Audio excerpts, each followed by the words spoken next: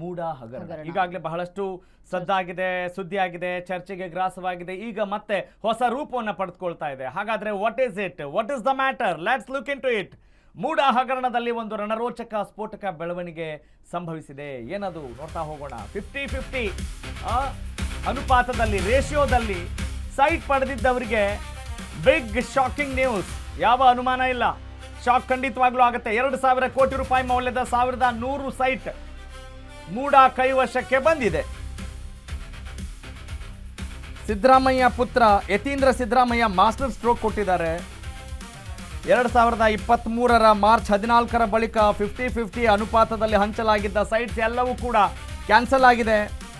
ಏಕಸದಸ್ಯ ಆಯೋಗದ ವರದಿಯಂತೆ ತಾಂತ್ರಿಕ ಸಮಿತಿ ಶಿಫಾರಸು ಆಧರಿಸಿ ಈ ಒಂದು ಆದೇಶವನ್ನು ಹೊರಡಿಸಲಾಗಿದೆ. ಮೂಡ ಹಗರಣಕ್ಕೆ ಬಿಗ್ ಟ್ವಿಸ್ಟ್ ಕೊಟ್ಟಿದ್ದಾರೆ ನಗರಾಭಿವೃದ್ಧಿ ಸಚಿವರು. ಯಾರು? ಡಾಕ್ಟರ್ ಯತೀಂದ್ರ. ಮೂಡ ಕೇಸಲ್ಲಿ ಸಿದ್ದು ಫ್ಯಾಮಿಲಿ ಕ್ಲೀನ್ ಚಿಟ್ ಪಡೆದ ಬೆನ್ನಲ್ಲೇ ರೋಚಕ ಬೆಳವಣಿಗೆ ಈಗ ಸಂಭವಿಸಿದೆ. ಹೀಗಾಗಿ ವೆರಿ ಇಂಟ್ರೆಸ್ಟಿಂಗ್ ಅಂತ ನಮ್ಗೆ ಅನಿಸ್ತಾ ಇದೆ. ಇಂಟ್ರೆಸ್ಟಿಂಗ್ ಹೌದು, ಶಾಕಿಂಗ್ ಹೌದು. ನಿಯಮ ಮೀರಿ ಹಂಚಿಕೆಯಾಗಿದ್ದ ಸೈಟ್ಸ್ ರದ್ದು ಮಾಡೋಕೆ ಪಂಚಸೂತ್ರ. ಮೊದಲು 2023 ಮಾರ್ಚ್ ಬಳಿಕ ಈ ನಿಯಮ ಉಲ್ಲಂಘಿಸಿ ಹಂಚಿದ್ದಂಥ ನಿವೇಶನಗಳು ರದ್ದಾಗ್ತವೆ ಅನ್ನುವ ಆದೇಶ ಈಗ ಬಂದಿದೆ.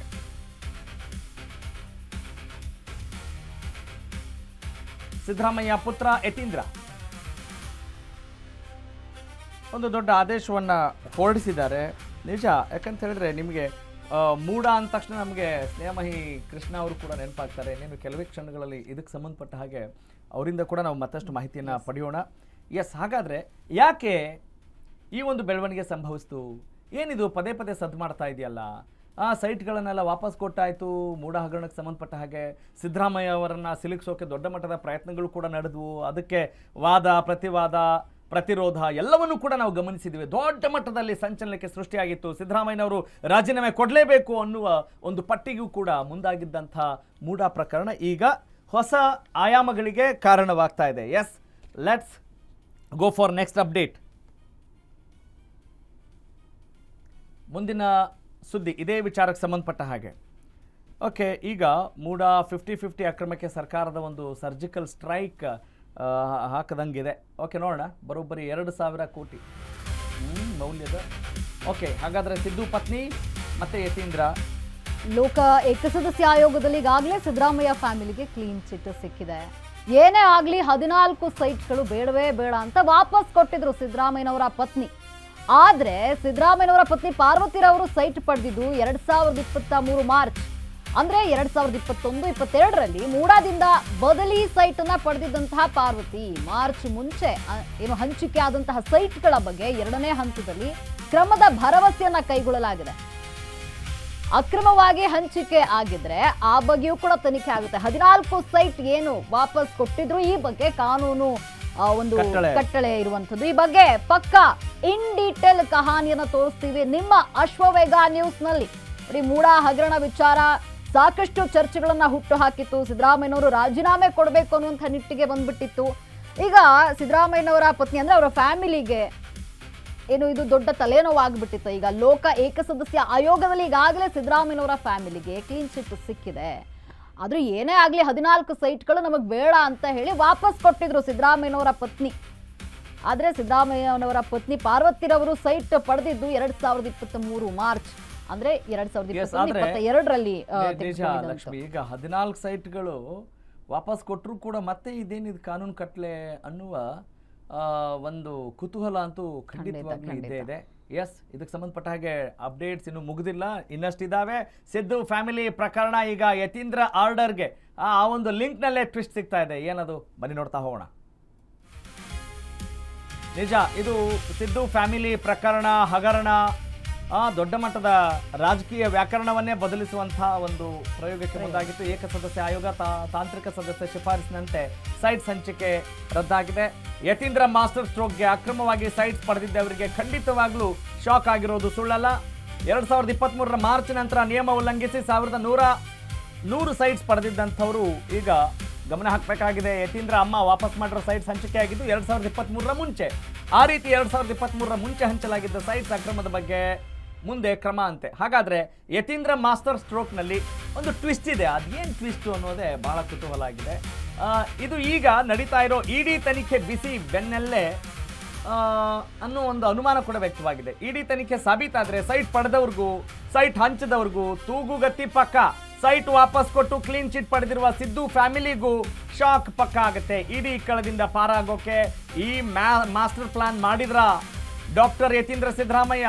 ನಿಜಕ್ಕೂ ಕೂಡ ದೊಡ್ಡ ಅನುಮಾನ ಇದೆ, ಕುತೂಹಲ ಮೂಡಿಸ್ತಾ ಇದೆ ಈ ಒಂದು ಆದೇಶ. ಈ ಬಗ್ಗೆ ನಿಮ್ಮ ಅಶ್ವವೇಗ ನ್ಯೂಸ್ನಲ್ಲಿ, ಅದರಲ್ಲೂ ನ್ಯೂಸ್ ಬಾಸ್ನಲ್ಲಿ ಸೂಪರ್ ಎಕ್ಸ್ಕ್ಲೂಸಿವ್ ಸ್ಟೋರಿ.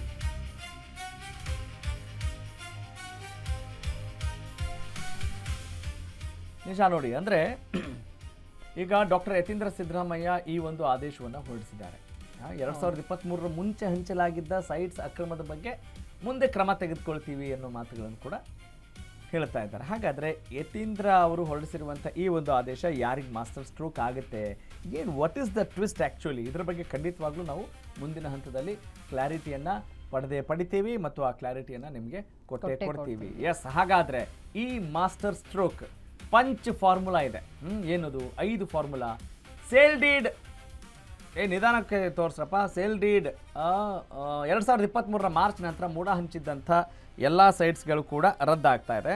ಇನ್ನು ಮೂಡ ರಿಜಿಸ್ಟರ್ ಮಾಡಿಕೊಟ್ಟಿದ್ದ ಸೇಲ್ ಡೀಡ್ ರದ್ದುಪಡಿಸೋಕೆ ಕೇಸ್ ಹಾಕಿ, ಸೈಟ್ ಹಂಚಿ ಸೇಲ್ ಡೀಡ್ ಆಗದೇ ಇದ್ದಲ್ದಲ್ಲಿ ಸದ್ಯಕ್ಕೆ ಬ್ರೇಕ್ ಹಾಕುವಂಥ ಪ್ರಯತ್ನ ಮಾಡಬಹುದು. ಸಬ್ ರಿಜಿಸ್ಟ್ರಾರ್ ನೋಂದಣಿ ಮಾಡಿದ್ರೂ ಕೂಡ ಖಾತೆ ಆಗಿದ್ದಿದ್ರೆ ಅವಕ್ಕೂ ಬ್ರೇಕ್.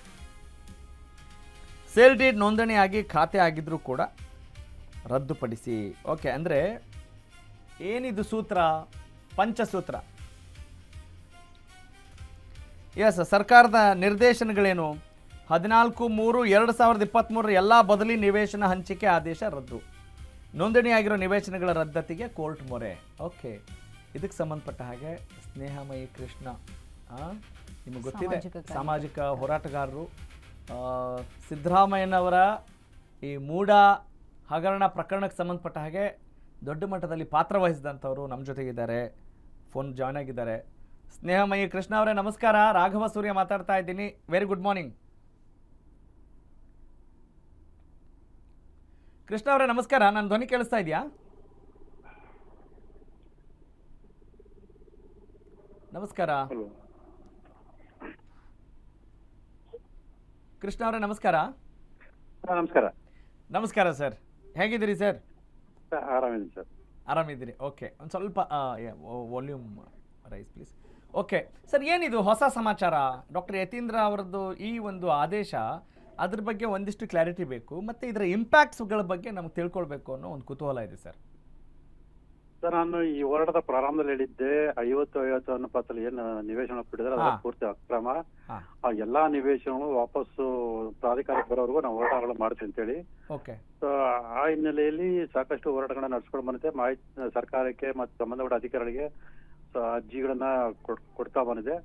ಮತ್ತೆ ಅದಕ್ಕೆ ಪೂರಕವಾಗಿ ಏನು ಸಮಿತಿಗಳು ರಚನೆ ಮಾಡಿದ್ರು ಅವರು ಕೂಡ ವರದಿಯನ್ನು ಕೊಟ್ಟಿರುವಂತದ್ದು. ಅದರಲ್ಲಿ ಸ್ಪಷ್ಟವಾಗಿ ನಾನು ಏನು ಆರೋಪ ಮಾಡಿ ಅದ್ರ ಪ್ರಕಾರ 50-50 ನಿವೇಶನ ಕೊಟ್ಟಿರೋದು ಕಾನೂನು ಬಾಹಿರ ಅಂತ ಸ್ಪಷ್ಟವಾಗಿ ಹೇಳಿದ್ರು. ಸೊ ಈ ಎಲ್ಲರ ಹಿನ್ನೆಲೆಯಲ್ಲಿ ಸರ್ಕಾರ ಈಗ ಆ ನಿವೇಶನ ವಾಪಸ್ ಪಡೆಯೋದಕ್ಕೆ ಒಂದು ಆದೇಶ ಮಾಡಿದೆ. ಅದಕ್ಕೆ ಯತೀಂದ್ರ ಸಿದ್ದರಾಮಯ್ಯರ ಮಾಹಿತಿ ಪ್ರಕಾರ 1100 ನಿವೇಶನಗಳನ್ನ, ಅಂದ್ರೆ 2000 ಕೋಟಿಗಿಂತ ಹೆಚ್ಚಿನ ಒಂದು ನಿವೇಶನವನ್ನ ವಾಪಸ್ ಪಡೆಯೋದಕ್ಕೆ ಆದೇಶ ಮಾಡಿದ್ದಾರೆ. ಆದ್ರೆ ಆ ಆದೇಶದಲ್ಲಿ ಗೊಂದಲಕಾರಿ ವಿಚಾರಗಳಿವೆ. ಅಂದ್ರೆ ಸ್ಪಷ್ಟವಾಗಿ 50-50 ಅನುಪಾತದ ನಿವೇಶನಗಳನ್ನ ವಾಪಸ್ ಪಡೆಯೋದಕ್ಕೆ ಉಲ್ಲೇಖ ಮಾಡಿದೆ, ಬದಲಿ ನಿವೇಶನಗಳಂತಲ್ಲಿ ಉಲ್ಲೇಖ ಮಾಡಿದ್ದಾರೆ. ಸೊ ಅದು ತಪ್ಪಾಗಿದೆ. ಯಾಕಂದ್ರೆ ಬದಲಿ ನಿವೇಶನಗಳಲ್ಲ ಇದು, ಜಮೀನಿಗೆ ಪರಿಹಾರ ರೂಪದಲ್ಲಿ ಕೊಟ್ಟಿರ್ತಕ್ಕಂಥ ನಿವೇಶನಗಳು. ಬದಲಿ ನಿವೇಶನ ಅಂತ ಹೇಳಿದ್ರೆ ಈಗಾಗಲೇ ಮೊದಲು ಎಲ್ಲ ನಿವೇಶನ ಕೊಟ್ಟಿದ್ರು, ಅದ್ರ ಏನೋ ಒಂದು ಸಮಸ್ಯೆ ಅನ್ನೋ ಕಾರಣಕ್ಕೆ ಬೇರೆ ಕಡೆಯಿಂದ ಕೊಟ್ಟಂತಹ ಸಂದರ್ಭದಲ್ಲಿ ಅದು ಬದಲಿ ನಿವೇಶನ ಆಗುತ್ತೆ. ಅದು ಇದು ಜಮೀನಿಗೆ ಪರಿಹಾರ ಕೊಟ್ಟಿಲ್ಲ ಅನ್ನೋ ಇದರಲ್ಲಿ ಕೊಟ್ಟಿರೋದ್ರಿಂದ ಇದು ಸ್ಪಷ್ಟವಾಗಿ ಅದು ಉಲ್ಲೇಖ ಮಾಡಬೇಕಿತ್ತು, ಮಾಡಿಲ್ಲ. ಡಾಕ್ಟರ್ ಯತೀಂದ್ರ ಅವರ ಉದ್ದೇಶ ಏನು ಅಂತ ಅನ್ಸುತ್ತೆ, ಅಥವಾ ಈ ಆದೇಶದ ನಿಜವಾದ ರೂಪರೇಷೆ ಏನು, ಅಥವಾ some more clarity I want on this sir. Sir, ಇಲ್ಲಿ ಯತೀಂದ್ರ ಸಿದ್ದರಾಮಯ್ಯ ಅವರ ಉದ್ದೇಶದ ಮಾಡತಕ್ಕಂಥ ಆದೇಶ ಅಲ್ಲ ಸರ್, ಕಾನೂನಾತ್ಮಕವಾಗಿ ಆಗಿರ್ತಕ್ಕಂಥ. ಆದ್ರೆ ಏನಾದ್ರೂ ಪರ್ಸನಲ್ ಅಜೆಂಡಾ ಏನಾದ್ರೂ ಇದೆ ಅಂತ ಅನ್ಸುತ್ತಾ ಮೇಲ್ನೋಟಕ್ಕೆ ನಿಮ್ಗೆ? ಸರ್, ಪರೋಕ್ಷವಾಗಿದೆ. ಈ ಕಾರಣದಿಂದಲೇ ಅವರು ಈ ರೀತಿ ಗೊಂದಲಕಾರಿ ಆದೇಶ ಹೊರಡಿಸೋದಕ್ಕೆ ಒಂದು ಮಾಡಿದ್ದಾರೆ. ಯಾಕಂದ್ರೆ ಆರೋಪಿಗಳು ಏನಾದ್ರು ನ್ಯಾಯಾಲಯಕ್ಕೆ ಹೋದ್ರೆ ಅವ್ರು ಕೂಡಲೇ ತಡೆಯಾಜ್ಞೆ ಸಿಗುವಂಥದ್ದು ಅಥವಾ ನಿವೇಶನ ವಾಪಸ್ ಪಡೆಯೋಕೆ ವಿಳಂಬ ಆಗುವಂಥದ್ದು ಆಗ್ಲಿ ಅನ್ನೋ ಕಾರಣಕ್ಕೆ. ಓಕೆ. ಸೊ ಇಲ್ಲ ಅಂತ ಹೇಳಿ ಸ್ಪಷ್ಟವಾಗಿ 50 ಅನುಪಾತದಲ್ಲಿ ಪಡೆದಾಗ ಹಂಚಿಕೆ ಮಾಡಿರೋ ನಿವೇಶನಗಳನ್ನ ವಾಪಸ್ ಪಡೆಯೋಕೆ ಮಾಡ್ಬೇಕಿತ್ತು. ಮತ್ತೆ ಪ್ರಾರಂಭ 2000 ಇಸ್ವಿಯಿಂದ ಏನ್ ಹಂಚಿಕೆ ಮಾಡೋದು ಅದನ್ನ ಮಾಡ್ಬೇಕಿತ್ತು. ಇಲ್ಲಿ 2023 ನಂತರ ನಿವೇಶನ ವಾಪಸ್ ಪಡೆಯೋಕೆ ಆದೇಶ ಮಾಡಿದ್ರೆ. ಸೊ ಯಾಕೆ ಅಂತ ಹೇಳಿದ್ರೆ ಅವ್ರ ತಾಯಿ ಶ್ರೀಮತಿ ಪಾರ್ವತಿ ಅವರಿಗೆ 2022 ಇಸ್ವಿಲಿ ನಿವೇಶನ ಕೊಟ್ಟಿರೋಂಥದ್ದು. ಅದನ್ನ ಅಧಿಕೃತವಾಗಿ ಸರ್ಕಾರ ಒಪ್ಕೊಂಡಾಗತ್ತೆ ಕಾರಣಕ್ಕೆ ಆ ಹಿಂದಿನ ನಿವೇಶನದ ಬಗ್ಗೆ ಆದೇಶ ಮಾಡಿದೆ. 2023 ನಂತರ ಆದೇಶ ಮಾಡಿದ್ರೆ ಇವರು ಒಂದ್ ರೀತಿ ಅಡ್ಗೋಡೆ ಮೇಲೆ ದೀಪ ಆಟಾಗೆ. ಸೊ ನಾವು ಏನೋ ಒಂದ್ ಕೆಲಸ ಮಾಡ್ತಾ ಇದೀವಿ ಅನ್ನೋದು ತೋರ್ಸ್ಕೊಳ್ಬೇಕು. ಯಾಕಂದ್ರೆ ಕಾನೂನಾತ್ಮಕವಾಗಿ ಯಾಕೆ ನಾನು ಮನವಿ ಪತ್ರ ಕೊಟ್ಟಿದ್ದೆ, ಈ ಅಕ್ರಮ ಅಂತೇಳಿ ಸಾಬೀತಾಗಿರೋ ಈ ನಿವೇಶನ ವಾಪಸ್ ಪಡೆದೇ ಇದ್ರೆ ಸೊ ಸರ್ಕಾರಕ್ಕೆ ಆಗಂತ ನಷ್ಟಕ್ಕೆ ಸಂಬಂಧಪಟ್ಟಾಗಿ ನೀವು ಕೂಡ ಅಪರಾಧಿ ಆಗ್ತೀರಾ, ಆರೋಪಿಗಳಾಗ್ತೀರಾ ಅಂತ ಹೇಳಿದ್ದೆ. ಆ ಒಂದು ಹಿನ್ನೆಲೆಯಲ್ಲಿ ಮುಂದೆ ತಮಗೆ ಸಮಸ್ಯೆ ಆಗಬಾರದು ಕಾರಣಕ್ಕೆ ಈ ರೀತಿ ಆದೇಶ ಮಾಡಿದ್ದಾರೆ. ಅದನ್ನು ಸರಿಪಡಿಸುವಂತ ಮತ್ತು ಬರೀ ಆದೇಶ ಮಾಡೋದಷ್ಟೇ ಅಲ್ಲ, ಅದು ಕಾರ್ಯಗತಗೊಳಿಸುವಂತ ಕೆಲಸವನ್ನು ಮಾಡ್ತಾ ನಿರೀಕ್ಷೆ ಇದೆ, ನೋಡೋಣ. ಓಕೆ. ಅಂದ್ರೆ ಸರ್ ಇದಕ್ಕೆ ಒಂದಿಷ್ಟು ಸಮಯಾವಕಾಶ ಬೇಕಾಗತ್ತೆ ಅಂತ ಅನ್ಸುತ್ತಾ, ಅಥವಾ ಈ ಆದೇಶವನ್ನ ಪ್ರಶ್ನೆ ಮಾಡಿ ಮತ್ತಷ್ಟು ಏನಾದರೂ ದೂರು ಕೊಡುವಂತ ಸಾಧ್ಯತೆಗಳೇನಾದ್ರೂ ಇದ್ವಾ? Can we expect so? ಇವತ್ತು ನಾನು ನಗರಾಭಿವೃದ್ಧಿ ಪ್ರಾಧಿಕಾರಕ್ಕೆ ನಾನು ಅರ್ಜಿ ಕೊಡ್ತಾ ಇದೀನಿ ಸರ್. ಸೂಪರ್. ಇದು ಗೊಂದಲ ಇರೋದ್ರಿಂದ ಕೂಡಲೇ ಅದನ್ನ ಪರಿಷ್ಕೃತ ಆದೇಶ ಮಾಡಿ ಸ್ಪಷ್ಟವಾಗಿ ಏನು ನಗರಾಭಿವೃದ್ಧಿ ಸಚಿವರು ಹೇಳಿದ್ದಾರೆ 50 ಅನುಪಾತದಲ್ಲಿ ಹಂಚಿಕೆ ಮಾಡಿರೋ ನಿವೇಶನ ವಾಪಸ್ ಪಡ್ಕೊಳ್ತಾ ಇದೀವಿ ಅಂತ ಹೇಳಿ ಅದು ಸ್ಪಷ್ಟ ಉಲ್ಲೇಖ ಮಾಡಿ ಬದಲಿ ನಿವೇಶನ ಅಂತ ಹೇಳಿದ್ರೆ ತಪ್ಪು ಅರ್ಥ ಆಗತ್ತೆ. ಸೊ ಇದನ್ನ ಇಟ್ಕೊಂಡು ಆರೋಪಿತರು ತಪ್ಪಿಸೋ ಸಾಧ್ಯತೆ ಇದೆ ಅಂತ ಹೇಳಿ, ಮತ್ತೆ ಅದ್ರ ಜೊತೆಗೆ ಬರೀ ನಿವೇಶನ ವಾಪಸ್ ಪಡೆಯೋದಷ್ಟೇ ಅಲ್ಲ, ಅಕ್ರಮವಾಗಿ ನಿವೇಶನ ಹಂಚಿಕೆ ಮಾಡಿರುವಂತ ಮತ್ತೆ ಅಕ್ರಮ ನಿವೇಶನ ಪಡೆದಿರುವಂತ ವ್ಯಕ್ತಿಗಳ ವಿರುದ್ಧ ಕಾನೂನು ಕ್ರಮಗಳು ತಗೊಳ್ಬೇಕಲ್ಲ. ಅದ್ರ ಬಗ್ಗೆ ಕೂಡ ಆದೇಶ ಮಾಡಿ ಅಂತೇಳಿ ಇವತ್ತು ಒಂದು ಮನವಿ ಪತ್ರ ಕೊಡ್ತಾ ಇದ್ದೀನಿ. Okay okay, got it sir, thank you so much.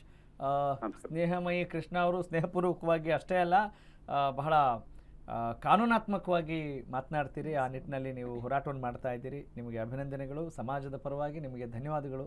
Thank you sir, thanks for joining with us. Okay ನೋಡಿ, ಎಸ್, ಈಗ ನನ್ನ ಕಲೀಗ್ಸ್ ಕೊಟ್ಟರು, ಅಂದರೆ ಏನು ಅರ್ಜಿ ಹಾಕ್ತಾ ಇದ್ದಾರೆ ಸ್ನೇಹಮಯಿ ಕೃಷ್ಣ ಅವರು, ಪ್ರಧಾನ ಕಾರ್ಯದರ್ಶಿಗಳು ನಗರಾಭಿವೃದ್ಧಿ ಇಲಾಖೆ ಕರ್ನಾಟಕ ಸರ್ಕಾರ, ಅವರು ಕೊಟ್ಟಿರುವಂಥ ಅರ್ಜಿ ಕೂಡ ಇಲ್ಲಿದೆ. ಮೈಸೂರು ಅಭಿವೃದ್ಧಿ ಪ್ರಾಧಿಕಾರದಲ್ಲಿ ಹಂಚಿಕೆ ಮಾಡಿರುವ ಅಕ್ರಮ ನಿವೇಶನಗಳನ್ನು ಹಿಂದಕ್ಕೆ ಪಡೆಯುವ ಸಂಬಂಧ ದಿನಾಂಕ 19/8/2026 ಹೊರಡಿಸಿರುವ ನಂಬರ್ 363/2026 ಈ ಸಂಖ್ಯೆಯ ಆದೇಶದಲ್ಲಿ ಆರೋಪಿತರಿಗೆ ಅನುಕೂಲವಾಗುವಂಥ ಗೊಂದಲ ಮೂಡಿಸುವ ಅಂಶಗಳು, ನಿಜಕ್ಕೂ ಗೊಂದಲ ಅಂತ ಪಕ್ಕ ಅನ್ಸುತ್ತೆ, ನಂಗೆ ಓದುವಾಗಲೇ ಅನ್ನಿಸ್ತಾ ಇತ್ತು ಅಲ್ವಾ? ಅದನ್ನು ಗಮನಿಸಿದಾಗ ಏನಿದು, ವಾಟ್ ಈಸ್ ಇಟ್, ಹಿಂಗಿದೆಯಾ ಹಂಗಿದೆಯಾ? ಅವರು ಕರೆಕ್ಟಾಗಿ ಹೇಳಿದರು ಸ್ನೇಹಮಯಿ ಕೃಷ್ಣ ಅವರು, ಇದು ಹಿಂಗೂ ಇಲ್ಲ ಹಂಗೂ ಇಲ್ಲ, ಅಡ್ಡಗೋಡ ಮೇಲೆ ದೀಪ ಇಟ್ಟಂಗಿದೆ ಅನ್ನೋದ್ರ ಬಗ್ಗೆ ಅವರು ಹೇಳ್ತಾ ಇದ್ದಾರೆ. Okay, yes, okay. ಈಗ ನನ್ನ ಕಲೀಗ್ ಮೈಸೂರು ಪ್ರತಿನಿಧಿ ಸಂದೀಪ್ ಈ ಬಗ್ಗೆ ಒಂದಿಷ್ಟು ಮಾಹಿತಿ ಕೊಡ್ತಾ ಇದ್ದಾರೆ. ಸಂದೀಪ್ ರೆಡಿ ಇದ್ದಾರಾ? ಓಕೆ, ನೋಡ್ಬಿಡೋಣ ಡೈರೆಕ್ಟಾಗಿ. ಓಕೆ, ಇದೇ ವಿಚಾರಕ್ಕೆ ಸಂಬಂಧಪಟ್ಟ ಹಾಗೆ ಏನು ಹೇಳ್ತಿದ್ದಾರೆ ಅಂತ. Yes, let's have a look on screen. ಹಗರಣ ದೊಡ್ಡ ಮಟ್ಟದ ಸದನ ರಾಜ್ಯಾದ್ಯಂತ ಮಾಡಿತ್ತು. ದೇಶದಲ್ಲೂ ಕೂಡ ಸಾಕಷ್ಟು ದೊಡ್ಡ ಮಟ್ಟದ ಸಂಚಲನವನ್ನು ಸೃಷ್ಟಿ ಮಾಡಿತ್ತು. ಖುದ್ದು ಮಾಜಿ CM ಸಿದ್ದರಾಮಯ್ಯನವರ ಕುರ್ಚಿ ಕೂಡ ಈ ಒಂದು ಪ್ರಕರಣದಲ್ಲಿ ಅಲುಗಾಡಿತ್ತು. ಇದೀಗ ರಾಜ್ಯ ಸರ್ಕಾರ ಈ ಒಂದು ಪ್ರಕರಣದ ಅಂದರೆ 50-50 ಅನುಪಾತದಲ್ಲಿ ಹಂಚಿಕೆ ಆಗಿರ್ತಕ್ಕಂಥ ಸೈಟ್ಗಳ ವಿಚಾರದಲ್ಲಿ ಒಂದು ಸ್ಫೋಟಕ ಮಹತ್ವದ ಆದೇಶವನ್ನು ಹೊರಡಿಸಿರ್ತಕ್ಕಂಥದ್ದು. ಏನು ಈ ಒಂದು ಏಕಸದಸ್ಯ ವಿಚಾರಣಾ ಆಯೋಗ ಹಾಗೂ ಉನ್ನತ ಮಟ್ಟದ ತಾಂತ್ರಿಕ ಸಮಿತಿಯ ಒಂದು ಶಿಫಾರಸ್ಸಿನ ಮೇರೆಗೆ ನಿನ್ನೆ ಒಂದು ಆದೇಶವನ್ನು ಹೊರಡಿಸಿರ್ತಕ್ಕಂಥದ್ದು. 2023 ಹಾಗೂ ಮಾರ್ಚ್ 13 ನಂತರದಲ್ಲಿ ಹಂಚಿಕೆ ಆಗಿರ್ತಕ್ಕಂಥ ಸುಮಾರು 1100 ಏನು 50-50 ಅನುಪಾತದ ಸೈಟ್ಗಳನ್ನು ಏನು ರದ್ದತಿ ಮಾಡಬೇಕು ಅನ್ನುವಂಥ ನಿಟ್ಟಿನಲ್ಲಿ ಮಹತ್ವದ ಆದೇಶವನ್ನು ಹೊರಡಿಸಿರ್ತಕ್ಕಂಥದ್ದು. ಈ ಒಂದು 1100 ಸೈಟ್ಗಳ ಏನು ಒಂದು ಮೌಲ್ಯವನ್ನು ಲೆಕ್ಕ ಹಾಕೋದಾದರೆ ಸುಮಾರು 2000 ಕೋಟಿಗೂ ಅಧಿಕ ಮೌಲ್ಯದ ಒಂದು ಸೈಟ್ಗಳು ಅನ್ನುವಂಥದ್ದನ್ನು ಈಗ ಸದ್ಯ ಅಂದಾಜಿಸಲಾಗ್ತಾ ಇರ್ತಕ್ಕಂಥದ್ದು. ಭಾಳ ಪ್ರಮುಖವಾಗಿ ಏನು ಮೂಢ ಹಗರಣದ ದೂರುದಾರರು ಮತ್ತು ಹೋರಾಟಗಾರರು ಏನಿದ್ರು ಇವರೆಲ್ಲರಿಗೂ ಕೂಡ ಈಗ ದೊಡ್ಡ ಮಟ್ಟದ ಜಯ ಸಿಕ್ಕಿದೆ ಈ ಕ್ಷಣಕ್ಕೆ ಅಂತ ಹೇಳಿದರೆ ತಪ್ಪಾಗಲಿಕ್ಕಿಲ್ಲ. ಸರ್ಕಾರದ ಆದೇಶವನ್ನು ನೋಡ್ತಾ ಹೋದರೆ ಈಗಾಗಲೇ ಕ್ರಯಪತ್ರವನ್ನು ನೀಡಿರ್ತಕ್ಕಂತಹ ನಿವೇಶನಗಳಿಂದವೆ, ಆ ಒಂದು ಕ್ರಯಪತ್ರಗಳನ್ನು ರದ್ದುಪಡಿಸಬೇಕು. ಸಾಧ್ಯವಾದಂಥ ಸಂದರ್ಭದಲ್ಲಿ ಕೋರ್ಟ್ ಮೂಲಕ ಹೋಗಿ ಕೂಡ ಆ ಕ್ರಯಪತ್ರಗಳನ್ನು ರದ್ದುಪಡಿಸುವಂಥ ಅವಕಾಶವನ್ನು ಮೂಡಾಗೆ ನೀಡಿರ್ತಕ್ಕಂಥದ್ದು. ಈಗಾಗಲೇ ಕ್ರಯಪತ್ರವನ್ನು ನೀಡಿಲ್ಲ, ಹೊಸದಾಗಿ ಕ್ರಯಪತ್ರಗಳನ್ನು ನೀಡಬೇಕು ಅನ್ನುವಂಥ ಒಂದು ನಿವೇಶನಗಳಿಗೆ ಕ್ರಯಪತ್ರವನ್ನು ನೀಡಬಾರ್ದು. ಈಗಾಗಲೇ ಖಾತೆ ಆಗಿಲ್ಲದೆ ಇರೋ ಒಂದು ನಿವೇಶನಗಳಿಗೆ ಖಾತೆಯನ್ನು ಮಾಡಿಕೊಡ್ಬಾರ್ದು. ಖಾತೆ ಆಗಿದ್ದರೆ ಸ್ಥಳೀಯ ಸಂಸ್ಥೆಗಳಿಗೆ ಅಂದರೆ ಗ್ರಾಮ ಪಂಚಾಯಿತಿ, ನಗರಸಭೆ ಈ ಒಂದು ಸ್ಥಳೀಯ ಸಂಸ್ಥೆಗಳಿಗೆ ಸೂಚನೆಯನ್ನು ಕೊಟ್ಟಿರ್ತಕ್ಕಂಥದ್ದು. ಈಗಾಗಲೇ ಆಗಿರ್ತಕ್ಕಂತಹ ಖಾತೆಯನ್ನು ರದ್ದುಪಡಿಸಬೇಕು ಅನ್ನುವಂಥ ನಿಟ್ಟಿನಲ್ಲಿ ಮಹತ್ವದ ಸೂಚನೆಗಳನ್ನು ಕೊಟ್ಟಿರ್ತಕ್ಕಂಥದ್ದು. ಸಿದ್ದರಾಮಯ್ಯನವರ ನಿವೇಶನಗಳನ್ನು ಹಂಚಿಕೆ ಮಾಡಿದ್ದು 2021-22 ಸಂದರ್ಭದಲ್ಲಿ. ಇದು ಆದೇಶ ಬಂದಿರತಕ್ಕಂಥದ್ದು 2023 ಮಾರ್ಚ್ 14 ನಂತರದಲ್ಲಿ. ಈ ಒಂದು ಆದೇಶದಲ್ಲಿ ಅದನ್ನು ಕೂಡ ಹೇಳಿರ್ತಕ್ಕಂಥದ್ದು. ಇದರ ಹಿಂದೆ ಹಂಚಿಕೆ ಆಗಿರ್ತಕ್ಕಂಥ ಸೈಟ್ಗಳ ಕುರಿತು ಕೂಡ ಕ್ರಮ ವಹಿಸಲಾಗುವುದು ಅನ್ನುವಂಥದ್ದನ್ನು ಸ್ಪಷ್ಟವಾಗಿ ಹೇಳಿದ್ದಾರೆ. ಹೀಗಾಗಿ ಒಂದು ವೇಳೆ ಈ ಒಂದು ಇದೇ ಮಾದರಿನಲ್ಲಿ 2023 ಒಳಗಾಗಿ ವಿಚಾರಣೆ ಆಗಿರ್ತಕ್ಕಂಥ ಸೈಟ್ಗಳಿಗೂ ಕೂಡ ರದ್ದತಿ ಆದೇಶ ಬಂದರೆ ಈಗಾಗಲೇ ಲೋಕಾಯುಕ್ತದಲ್ಲಿ ಕ್ಲೀನ್ ಚೀಟ್ ಪಡೆದಿರತಕ್ಕಂಥ ಸಿದ್ದರಾಮಯ್ಯವ್ರಿಗೆ ಮತ್ತೊಮ್ಮೆ ಕಾನೂನು ಕುಣಿಕೆ ತೊಂದರೆಯನ್ನು ಕೊಡುವಂಥ ನಿಟ್ಟಿನಲ್ಲಿ ಆಗಬಹುದು ಅನ್ನುವಂಥ ವಿಚಾರಗಳು ಕೂಡ ಇರತಕ್ಕಂಥದ್ದು. ಬಹಳ ಪ್ರಮುಖವಾಗಿ ಈ ಒಂದು ಪ್ರಕರಣದಲ್ಲಿ ಒಂದು ಸಣ್ಣ ಮಟ್ಟದ ಈ ಒಂದು ಆದೇಶದಲ್ಲಿ ಸಣ್ಣ ಮಟ್ಟದ ಎಡವಟ್ಟು ಕೂಡ ಆಗಿರ್ತಕ್ಕಂಥದ್ದು. ಬದಲಿ ನಿವೇಶನ ಅಂತ ಹೇಳುವಂತಹ ಒಂದು ಬದಲಿ ನಿವೇಶನ ಅಂತೇಳಿ ಉಲ್ಲೇಖವನ್ನು ಮಾಡಿದ್ದಾರೆ. 2023 ಮಾರ್ಚ್ 14 ನಂತರದಲ್ಲಿ 1100 ಬದಲಿ ನಿವೇಶನಗಳನ್ನು ಕೊಟ್ಟಿರಲಿಕ್ಕೆ ಸಾಧ್ಯ ಇಲ್ಲ ಅನ್ನುವಂಥದ್ದು ಈಗ ಏನು ಮೂಡ ಹಗರಣದ ಹೋರಾಟಗಾರರ ಮಾತಾಗಿರ್ತಕ್ಕಂಥದ್ದು. ಅಂದರೆ 50-50 ಅನುಪಾತದಲ್ಲಿ ಹಂಚಿಕೆ ಆಗಿರ್ತಕ್ಕಂತಹ ಸೈಟ್ ನಿವೇಶನಗಳು ಅನ್ನುವಂಥದ್ದನ್ನು ಮುದ್ರಣ ಮಾಡಬೇಕಾಗಿತ್ತು. ಆದರೆ ಬದಲಿ ನಿವೇಶನ ಅಂತೇಳಿ ತಪ್ಪಾಗಿ ಮುದ್ರಣ ಆಗಿದೆ. ಈ ಒಂದು ಆದೇಶವನ್ನು ಪುನರ್ ಪರಿಶೀಲಿಸಿ ಮರು ಆದೇಶವನ್ನು ಹೊರಡಿಸಬೇಕು ಅನ್ನುವಂಥ ನಿಟ್ಟಿನಲ್ಲಿ ಕೂಡ ಈಗ ಅವರು ಮನವಿಯನ್ನು ಮಾಡಿಕೊಂಡಿರ್ತಕ್ಕಂಥದ್ದು. Thank you Sandeep. Yes Sandeep ಅಲ್ಲ? ಹಾಂ, ಸಂದೀಪ್. ಓಕೆ, ಅಂದರೆ ಹಿಂಗೂ ಇರುತ್ತೆ. ಯಾವುದೋ ಆದೇಶ ಹೊರಡಿಸಿದರೆ ಒಂದು ಕ್ಲಾರಿಟಿ ಸಿಗಬೇಕು. ಆದರೆ ಆ ಕ್ಲಾರಿಟಿ ಅಷ್ಟಾಗಿ ಕಾಣ್ತಾ ಇಲ್ಲ ಅನ್ನೋದು ಪ್ರಾಮಾಣಿಕವಾಗಿ ಹೋರಾಡ್ತಾ ಇರುವಂಥ ದೂರುದಾರರ one line agenda. That is the point. ನೋಡೋಣ, ಇದಕ್ಕೆ ಮತ್ತಷ್ಟು ಕ್ಲಾರಿಟಿ ಸಿಗ್ಬೋದು. ಯತೀಂದ್ರ ಅವರು ನಿಜಕ್ಕೂ ಏನು ಹೇಳಕ್ಕೆ ಹೊರಟಿದ್ದಾರೆ ಅನ್ನೋದ್ರ ಬಗ್ಗೆ ಮುಂದಿನ ಹಂತದಲ್ಲಿ ಖಂಡಿತವಾಗ್ಲೂ ಇದು ಚರ್ಚೆ ಆಗೇ ಆಗುತ್ತೆ.